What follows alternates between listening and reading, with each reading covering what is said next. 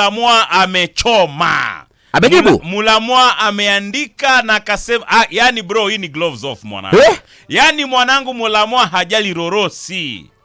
Amesema kwamba bwana was a nice ride young lady. Anasema kwamba young lady don't cry wolf. You broke your own home with your 2 hands. I warned you about your friends. Anasema Mulamwa kwa ufupi, huyu Ruth K walivyokuwa naye akashikana na mabeste, akampatia gigs, akaanza kutengeneza hela yake, akaanza kudharau paka wazazi wake. Alafu kumbe ananunua vitu vyake polepole tu, anaweka kwa nyumba yake. Then alivyokuwa shaja za nyumba yake, akatafuta sababu akabreak up na Mulamwa. Hivyo ndo Mulamwa anasema. Ngoja niulize swali. Kwani dem kujipanga na yeye kuna shida gani? Lakini kama unaishi na mume wako, kwa nini utafute nyumba nyingine kando bila mume wako kujua? Nyumba nyingine kando ama anajenga kwao? Nyumba nyingine kando. So saizi anasema kwamba Oma Best wamemtoroka, na anasema kwamba alichofanya Ruth K alimuingiza kwenye WhatsApp group, akaweka mabebisi zake kama 84. Paka sponsors wa Mulamwa akaweka kwenye group, akasema Mulamwa na ukedi.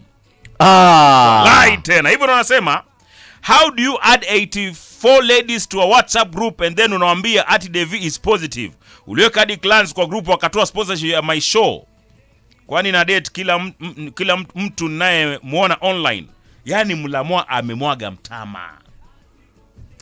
Bilimia. Nataka kusema hivi. Sema. Date in silence. Marry in silence.